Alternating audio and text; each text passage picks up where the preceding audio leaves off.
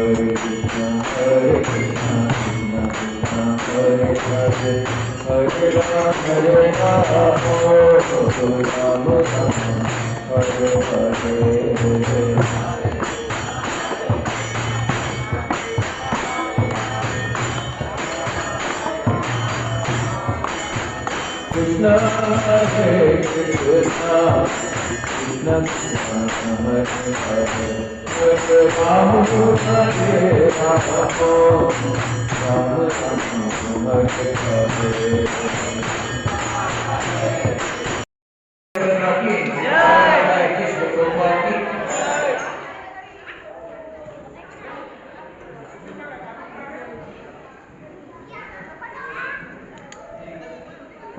बलराम जयंती यानी बलराम जी का जन्मदिन।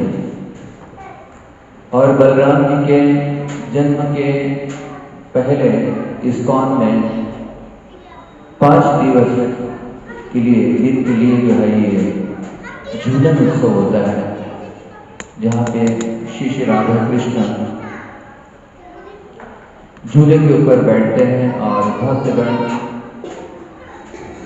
राधा रानी और कृष्णचंद्र को आनंद प्रदान करते हैं। झूलन और बलराम जयंती के पश्चात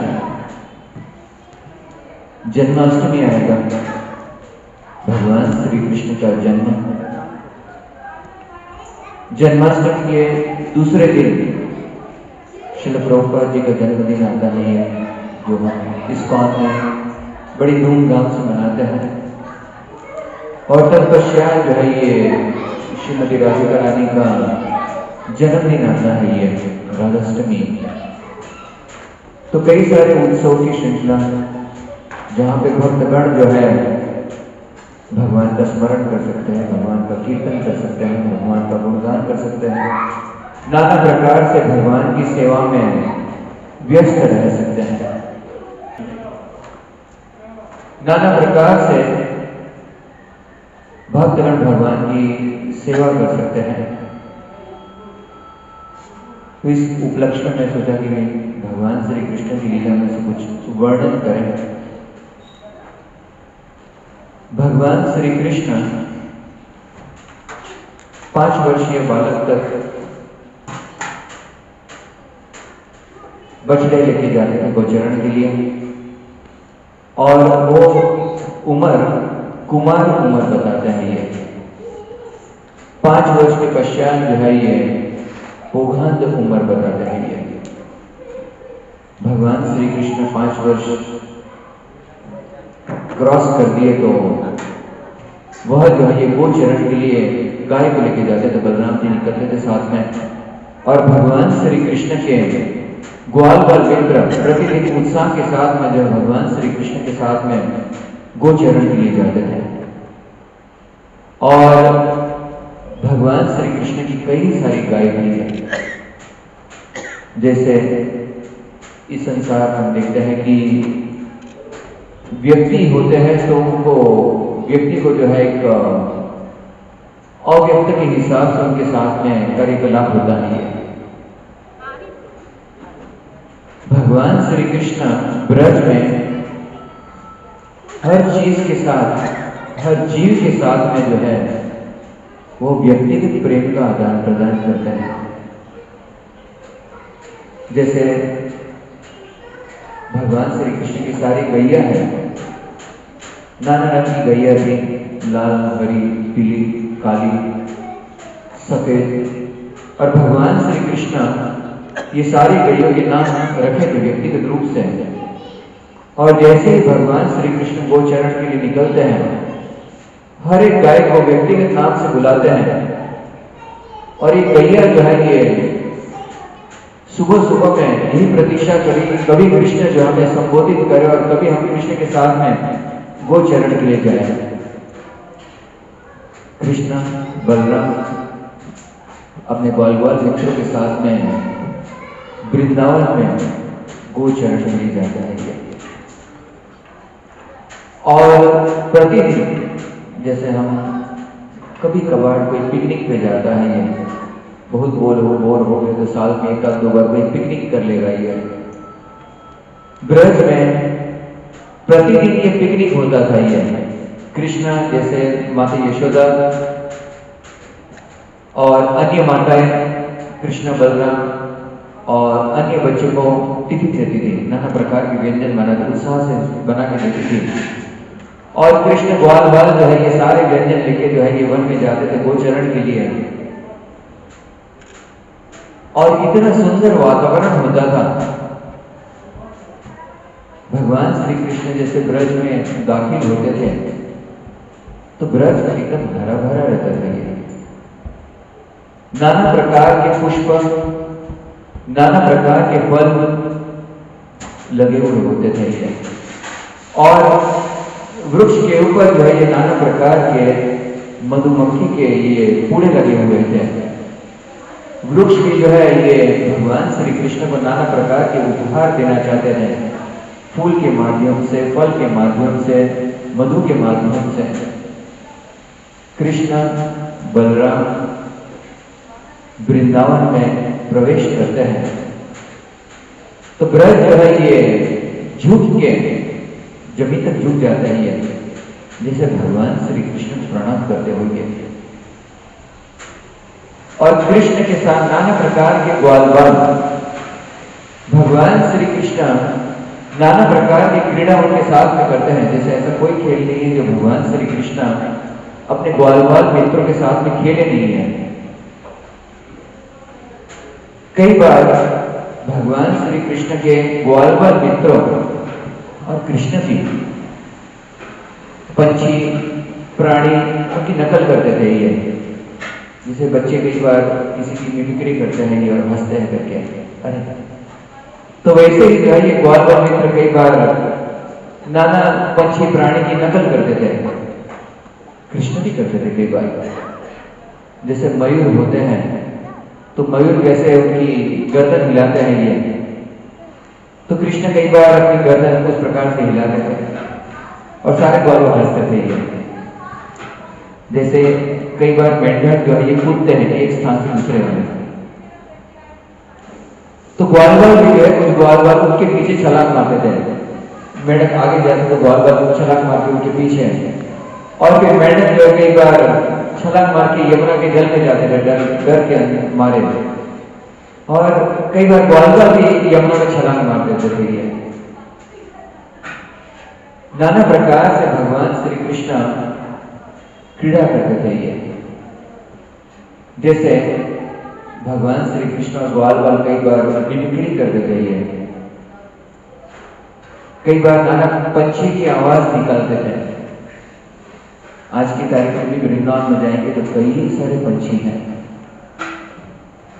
और वृंदावन की भूमि इतनी पवित्र है ये कि यदि कोई, जैसे शास्त्र में वर्णन है कि यदि कोई इस पंछियों की बोली भी श्रवण करता है तो उसका शुद्धिकरण होता है। एक स्थान का तो वर्णन है कि वैदिक जो मंत्र है उससे ज्यादा शुद्धिकरण ये पंछी की जो बोली सुनने में है ये। कई बार ग्वाल बाल जो है ये पंछियों की नकल करते थे। जैसे आमतौर पे लोगों का जीवन इतना व्यस्त होता है कि पंछी कई बार इतना मधुर बोलते हैं ध्यान भी नहीं जाता है ये। सुबह उठेंगे ध्यान आज ये करना है, ये करना है, ये करना है।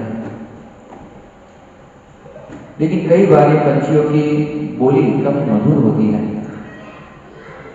और भगवान श्री कृष्ण की आवाज ये सारे पंछियों से ज्यादा मधुर होती है ये। वृंदावन में यहाँ तक पंछी भी जो है भगवान को, श्री कृष्ण को प्रेम करते हैं। वृंदावन में एक स्थान है कोकिल वन, और कोकिल वन में एक बार भगवान श्री कृष्ण आए। थोड़े दूर श्रीमती राधिका रानी का घर था और कृष्ण राधिका रानी को बुलाना चाहते थे। तो पास में ही कोकिल वन है। तो कोकिल वन में जो है ये भगवान श्री कृष्ण कोकिल का स्वर निकालते हैं। जैसे कोकिल होती है ऐसा कुछ निकालती है। तो भगवान श्री कृष्ण ने सुंदर रूप से जो है ये उनकी ध्वनि निकाली, और उस क्षेत्र में जितनी भी कोकिल थी वो सारी कोकिल को लज्जा आने लगी कि हमारा जो है ये ध्वनि कृष्ण की ध्वनि के सामने कुछ भी नहीं है। लेकिन सारी कृष्ण को प्रेम करती थी, एक साथ में हजारों जो है ये कोयल गाने लगी है ऐसा करके, और इतना मधुर वातावरण था कि राधिका ने घर से परमिशन लेके इतनी सारी कोयल जो है ये गा रही है, मैं देखने के लिए जा रही हूँ मेरी सखियों के साथ में। कई बार कृष्ण मयूर का ध्वनि निकालता है, जैसे आज की तारीख में भी ब्रज में कई सारे मयूर होते हैं। कृष्ण पर कई बार मोर का नृत्य भी अनुकरण करते हैं। किसी ने देखा है मोर को नाचते हुए? कितने लोगों ने देखा है? बस मोर को अपना नेट पे दे सकते हैं आप। मोर जो है ये सुंदर, जब खास करके वर्षा ऋतु आती है तो मोर जो है अपनी पंख फैल देते हैं ये, और इतना सुंदर रूप से नाचते हैं, सारे पंख जो उनके खुल देते हैं ये, और इतना सुंदर इसके लिए मोर को राष्ट्रीय पंक्षी बताया गया है। तो भगवान श्री कृष्ण कई बार उनका नृत्य ये करते थे, जैसे मोर जो है ये सुबह सुबह में उठ के वृंदावन में आज की तारीख में कई स्थानों में मोर की आवाज सुनाई देगी। किसी को आते हैं तो अनुकरण कर सकते हैं, ऐसा करके मोर का आवाज ब्रज में सुनाई देता है। ये हमारे आचार्य है जीव गोस्वामी, तो जीव गोस्वामी बताते हैं कि ब्रज में पंछी भी जो है भगवान श्री कृष्ण का गुणगान करते हैं। जैसे जीव गोस्वामी बताते हैं कि मयूर जो है ये ध्वनि निकालते हैं के काम, यानी के यानी कौन जो है ये रसराज श्री कृष्ण के रस के साथ में आदान प्रदान कर सकता है। तो का यानी राधा रानी, एक ही व्यक्ति है श्रीमती राधा रानी जो भगवान श्री कृष्ण के साथ रस का आदान प्रदान कर सकती है। तो आज की तारीख में भी भगवान श्री कृष्ण की भूमि में कई सारे नाना प्रकार के पंछी आज की तारीख में भी है। इतने बड़े बड़े पंछी भी है, इतनी हाइट के पंछी होते हैं, नाना प्रकार की ध्वनि निकालते हैं। सब स्थानों में नहीं, कुछ स्थानों में तो भगवान श्री कृष्ण के समय पे तो इतना मधुर वातावरण था और कृष्ण ये सब पंछियों का नकल करते थे और सारे ग्वाल पर हंसते थे। कई बार बलराम जी जो भगवान श्री कृष्ण के बड़े भाई दाऊ जी विश्राम करते थे कोई वृक्ष के नीचे, तो भगवान श्री कृष्ण कोई वृक्ष के बड़े से पत्ते लेके उनको फैनिंग करते थे, ये बड़े भाई की सेवा करेंगे। कई बार कृष्ण उनके पांव जो है ये मसाज करते थे बड़े भाई के, और ग्वाल बाल जो है ये मस्ती में आसपास में गाते थे, नाचते थे, खेलते थे। कई बार कृष्ण सो जाते थे थके हुए, तो ग्वाल बाल जो है ये कृष्ण की सेवा करते हैं और कृष्ण तुरंत भी जो है ये उठ जाते थे। तो ये वृंदावन में प्रतिदिन का एक मोहक सुंदर वातावरण होता था ये, और प्रतिदिन ग्वाल बाल भगवान श्री कृष्ण का संग प्राप्त करके आनंदित हुए। जैसे ब्रज में दाखिला प्राप्त होना तो जन्मों जन्मों की तपस्या के बाद किसी व्यक्ति को भगवान श्री कृष्ण की भूमि में उनकी लीला में प्रवेश प्राप्त हो सकता है। ये इन हम सुन के तो भगवान श्री कृष्ण की लीला श्रवण कर सकते हैं, हम भी लीला में प्रवेश कर सकते हैं सुनकर। ब्रज में एक बार ग्वाल बाल किसी प्रकार की हरकतें करते थे। ये कई बार ग्वाल बाल कुश्ती भी करते थे। श्री राम कृष्ण के साथ में कुश्ती करते थे, चलो कृष्ण आज कुश्ती करेंगे ये, और कृष्ण भी तैयार होते थे, चलो। गोचरण के लिए जाते थे तो कई बार भगवान श्री कृष्ण के कमर पट्टे पे ऊपर एक बाजू बांसुरी होती थी और एक बाजू जो है ये क्या बताते हैं, बफेलो हॉर्न, हिंदी में क्या बताएंगे, भैंस के जो सींग से बना हुआ ये बजाने के लिए हॉर्न। और कृष्ण ग्वालबाल जो है ये छोटी सी छड़ी होती थी, बांसुरी होती थी, ये भैंस का जो है ये बना हुआ ये हॉर्न होता था। और नाना प्रकार की क्रीड़ा भगवान श्री कृष्ण अपने मित्रों के साथ में करते थे और इतनी प्रसन्नता होती थी। एक बार कृष्ण बलराम ग्वालबाल वृंदावन के क्षेत्र में थे और क्षेत्र के पास में एक वन आता है। वृंदावन में प्रमुख 12 वन है, तो 12 वन में से एक वन है तालवन। तालवन की उस समय विशिष्टता यह थी कि वहां पे कई सारे ताल के वृक्ष थे, मीठे ताल थे और उनकी खुशबू चारों ओर फैल गई थी। भगवान श्री कृष्ण के मित्र वो खुशबू सूंघने लगे, वाह इतनी सुंदर खुशबू है ये ताल के फल। तो कृष्ण के कुछ मित्र शिदान, स्तुक कृष्ण वगैरह भगवान श्री कृष्ण को ये बताने लगे कि कृष्ण इतनी सुंदर महक है, कृष्ण आपको ये सुंदर ताल के फल की महक आती नहीं है क्या? और हमारी इच्छा है कि ये फल हम स्वीकार करें। एक ग्वालबाल मित्र ने बताया कि इस वन में जो है ये एक बड़ा ही भयानक असुर है, धेनुकासुर। और धेनुकासुर ने अपना शरीर जो है एक गधे के रूप में लिया है और उसके कई सारे साथी भी जो है इस वन में, ताल वन के वन में रहते हैं और सारे लोग भयानक हैं और सारे साथी का रूप भी जो है ये गधे के समान है।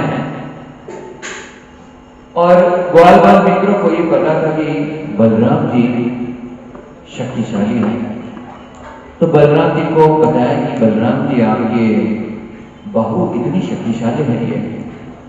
और कृष्ण को बताया कि हे कृष्ण आपको जो है ये असुर का निकंदन करने के लिए आपके उस्ताद है ये, तो क्यों नहीं ये असुर का वध करते ताकि जो है हम और ब्रजवासी ये ताल के फल को जो है आस्वादन कर सकें।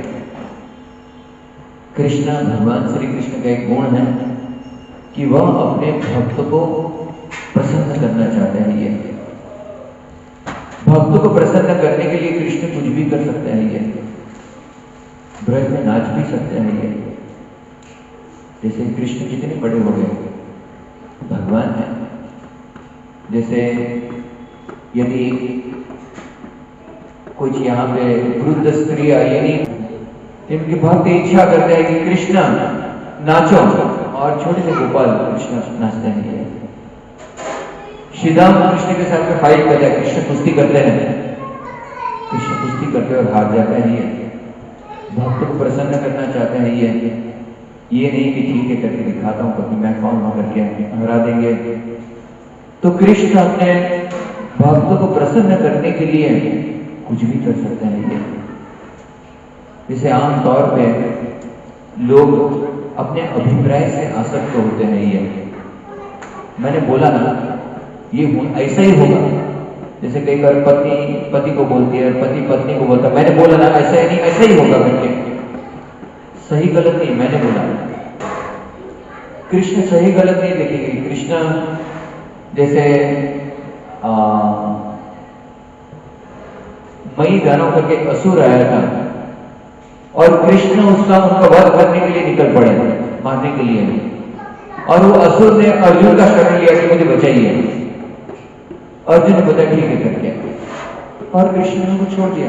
कारण मेरे भक्त ने बोला है तो मैं क्या करूं, मार नहीं सकता हूं मैं।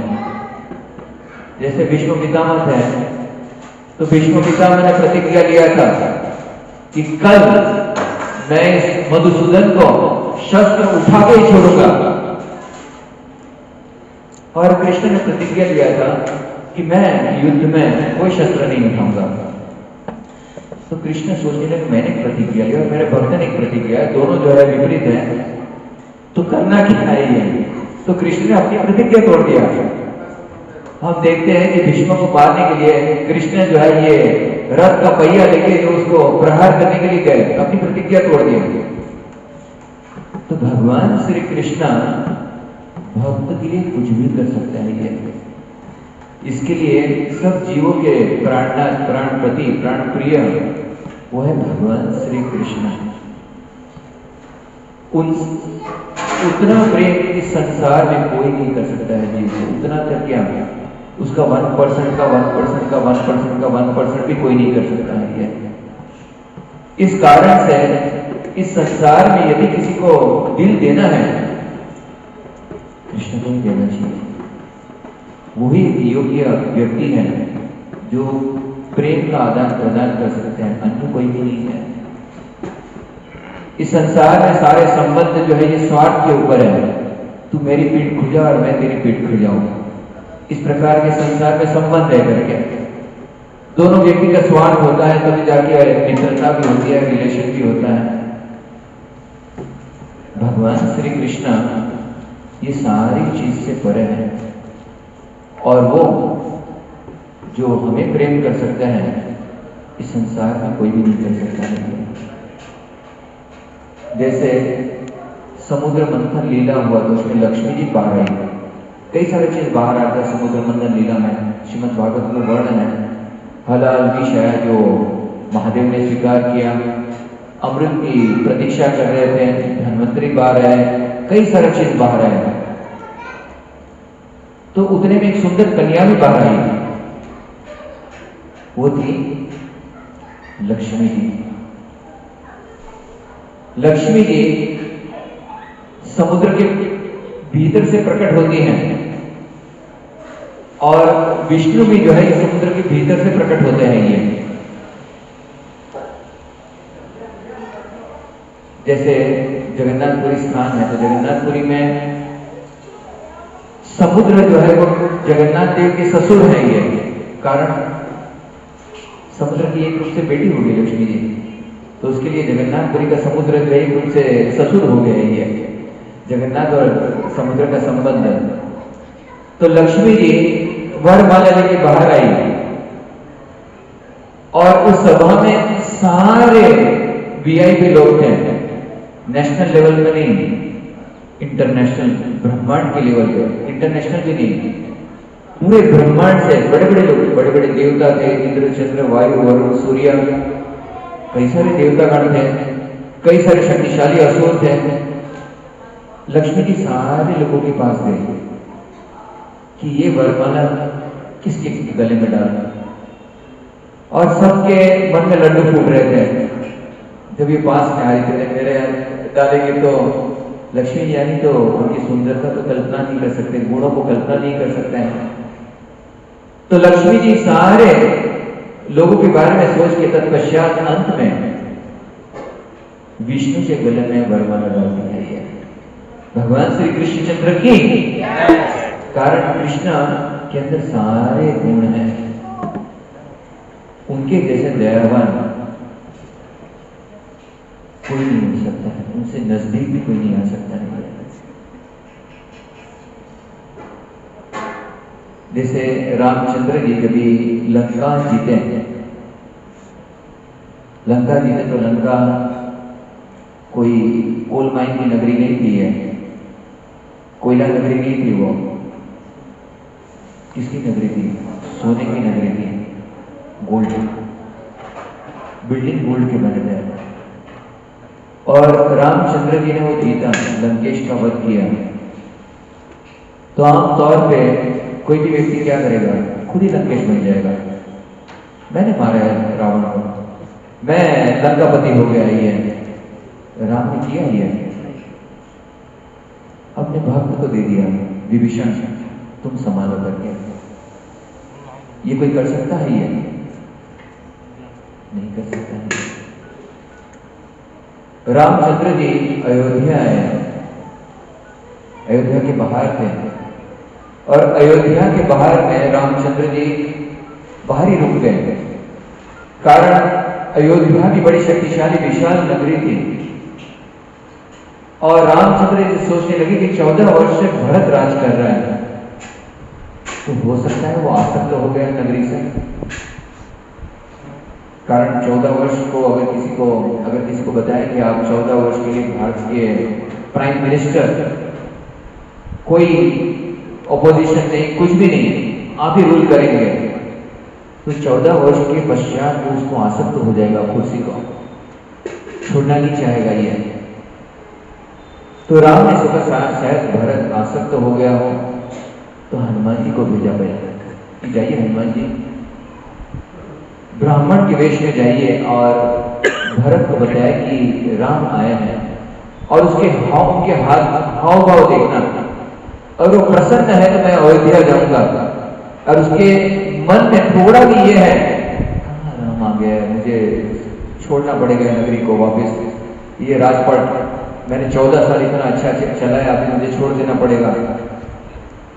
तो राम बताए कि यदि भरत के मन में थोड़ा भी इच्छा है तो मैं अयोध्या जाऊंगा नहीं, यहां से वापस चले जाऊंगा। ये कौन कर सकता है? भगवान ही कर सकता है। हमारे अंदर कोई क्षमता नहीं है ऐसा बड़ा दिल दिखाने के लिए। कुछ लोग करते भी हैं, लेकिन वो भगवान की कृपा करुणा का छोटा सा अंश ही है। ये भगवान अपने भक्त के लिए कुछ भी कर सकता है ये, इसलिए भगवान का भक्त बनना ये सबसे बुद्धिमत्ता की बात है। कृष्ण के मित्र ने कृष्ण को बताया कि कृष्ण चलो ना, ताल वन में जाते हैं, ये सबको ताल के फल मिलेंगे। कृष्ण ने बताया ठीक है चलो। कृष्ण बलराम, कृष्ण के गले में वन की माला थी, इसके लिए कृष्ण का एक नाम है वनमाली। वन के में सुंदर खुशबूदार नाना प्रकार के रंग बिरंगी पुष्प की माला जो है ये ग्वाल बाल मित्र भगवान श्री कृष्ण को अर्पण करते थे, बलराम जी को अर्पण करते थे। कृष्ण ये माला पहनते हुए कुछ भौरे जो है ये माला के आसपास फिरते थे। ये जैसे शास्त्र में वर्णन है कि ये भौरे भी जो है ये उनकी बोली भी जो है ये भगवान श्री कृष्ण का गुणगान करती है। कि ब्रज में कृष्ण सुंदर रूप से ताल वन में प्रवेश करते हैं। साथ में बलराम जी थे।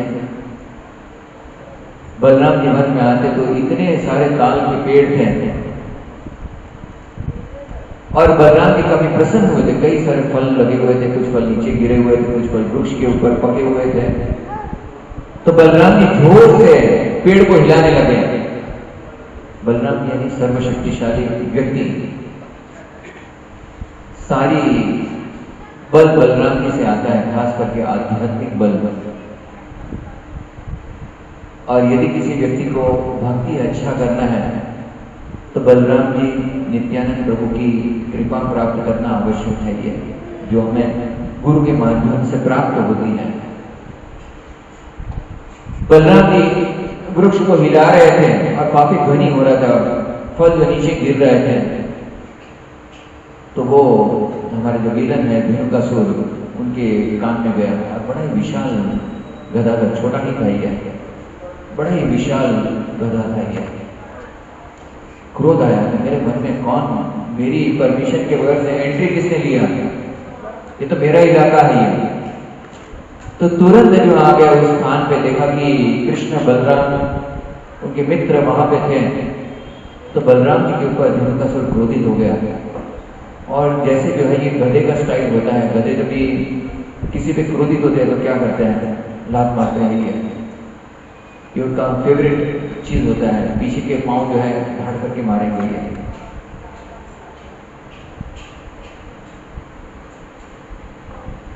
बलराम जी की छाती के ऊपर धेनुकासुर ने लात मारी।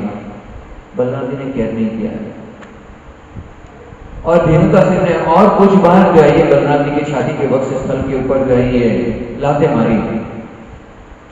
तो फिर बलराम जी को क्रोध आया।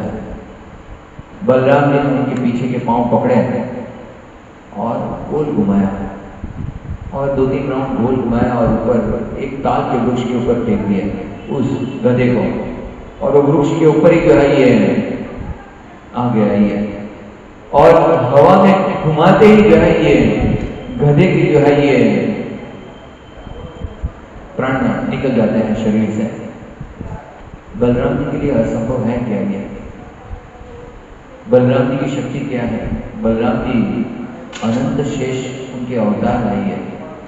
अनंत शेष यानी ये सारे ग्रह, सारे ब्रह्मांड को जो उठाए रखे हैं वो है अनंत शेष।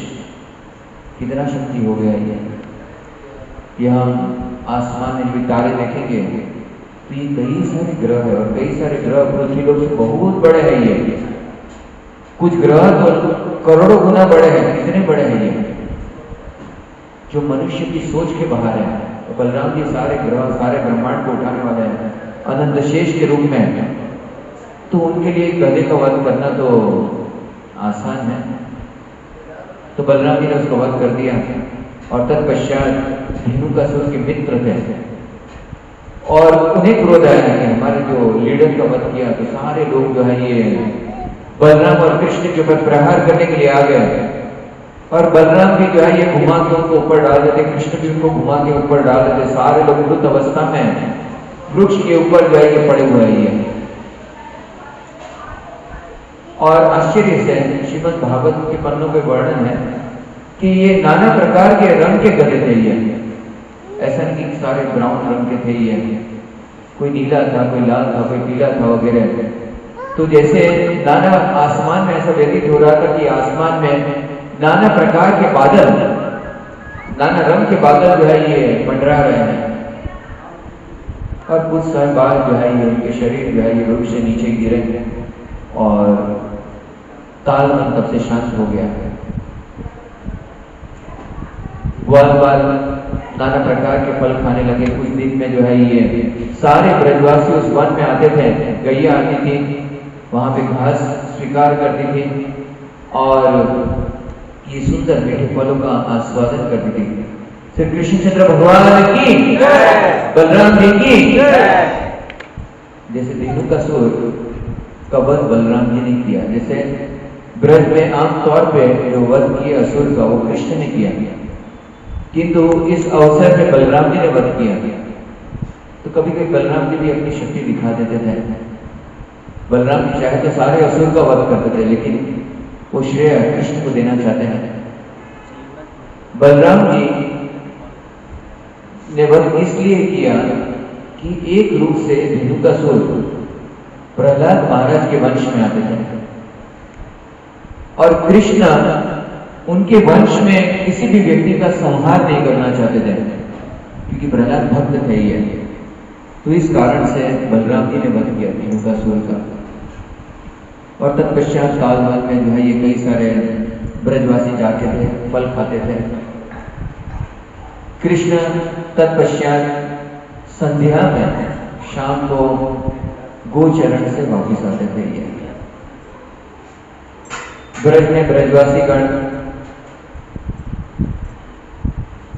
भगवान श्री कृष्ण की प्रतीक्षा करते हैं हमेशा।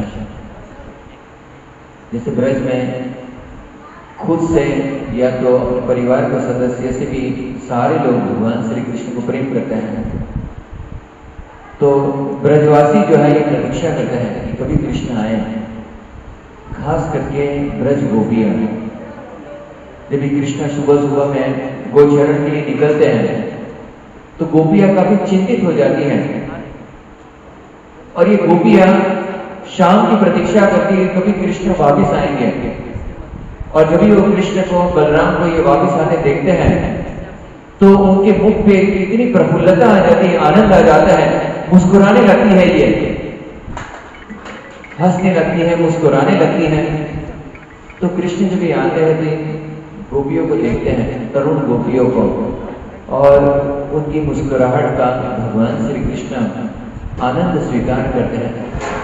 दिन भर जो है गोपियां भगवान श्री कृष्ण का चिंतन करती हैं कि कृष्ण गोचरण में क्या करते रहेंगे, वन में क्या करते रहेंगे। ये इनकी आसक्ति थी, असीमित आसक्ति थी भगवान श्री कृष्ण के साथ में।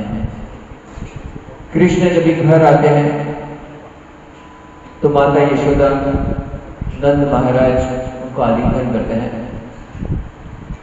यशोदा माता कृष्ण को शाम में स्नान कराती है। कृष्ण का स्नान होता है और स्नान के पश्चात जो है ये यशोदा माता सुंदर वस्त्र अर्पण करती है कृष्ण बलराम को। रोहिणी माता बलराम जी को अर्पण करती है, यशोदा माता कृष्ण को अर्पण करती है। खास करके कृष्ण को पीले वस्त्र अर्पण करती है, पीतांबर। बलराम जी को जो है ये नीले रंग के वस्त्र अर्पण किए जाते हैं।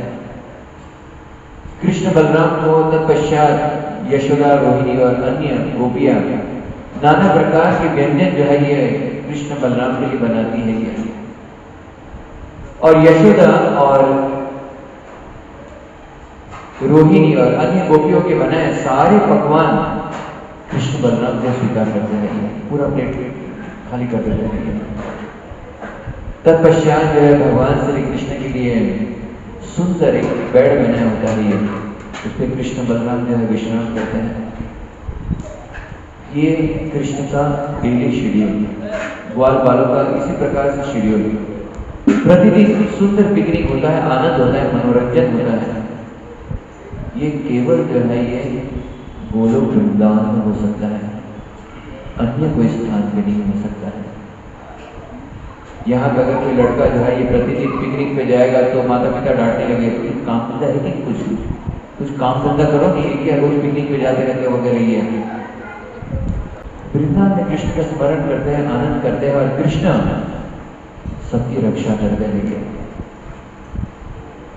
कृष्ण गोवर्धनधारी, ब्रजजन पालन, सारे ब्रजवासी की हमेशा रक्षा करते हैं ये। तो ये ब्रज है, ब्रज में केवल प्रेम का आनंद प्रदान होता नहीं है। जैसे माता यशोदा, जैसे कृष्ण जब रात्रि में जब वो सोते हैं तो माता यशोदा नाना प्रकार के जो भजन जो है कृष्ण के गुणगान के वो गाती हैं। जैसे हिंदी फिल्म हम देखेंगे, लोरी गा के सुनाएंगे। भगवान की लीला सुनाना बालक को इतना शक्तिशाली है ये। कितने लोगों ने शिवाजी महाराज का नाम सुना है? ये काफी लोगों ने सुना है, मेजोरिटी। शिवाजी महाराज जो है ये मराठा थे और उनका बचपन में उनकी माता जीजा माता नाम था। वो उनको जो है ये कृष्ण, राम और अन्य अवतार की वीरता की जो है ये कथा सुनाती थी। और शिवाजी महाराज ने क्या किया? शिवाजी महाराज एक शक्तिशाली क्षत्रिय भक्त योद्धा थे ये, और मुगल को सामने टक्कर किया था ये। तो कहां से ये शक्ति, कहां से आया? भगवान से आया वो शक्ति को। तो माता यशोदा प्रतिदिन रात को जो है ये कृष्ण के नाना प्रकार के भजन गा के कृष्ण बलराम के विश्राम करते थे ये। जैसे हम इस्कॉन मंदिर में भी जहाँ पे और शरीरों की स्थापित होती है, तो जब भी भगवान को रात्रि में जैसे बैठ रहते हैं, सुलाते हैं, तो एक भक्त जो है ये कृष्ण बुक से ये पढ़ते हैं, ये भगवान को सुनाते हैं कृष्ण के गुणगान। जैसे इस्कॉन में पहले प्रथा थी कि रात्रि में भक्तगण जो है ये एक भक्त जो है ये कृष्ण बुक पढ़ते थे, कृष्ण की लीला का पढ़ते थे, और मूरी और दूध आहार में होता था, वो लेके कथा सुनते सुनते फिर भक्त सो जाते थे। तो कृष्ण को भी अच्छा लगता है उनका गुणगान। कृष्ण को इस युग में प्रसन्न करना है तो हरि नाम करना चाहिए। ये सर्वोपरि मार्ग है ये। हम किसी भी रूप से नौविधा भक्ति से भगवान श्री कृष्ण की सेवा कर सकते हैं ये। जैसे ब्रज में वृंदावन यात्रा में हम जाते हैं तो इस्कॉन मंदिर में मंगला आरती के पहले वृंदावन, इस्कॉन वृंदावन में 24 घंटे संकीर्तन होता है। ये 24 घंटे हरिनाम चलते रहते हैं सातों दिन। तो सुबह एक सुंदर भजन ये होता है, मैं गाऊंगा आप लोग द्वारा। ब्रजेंद्र नंदन श्याम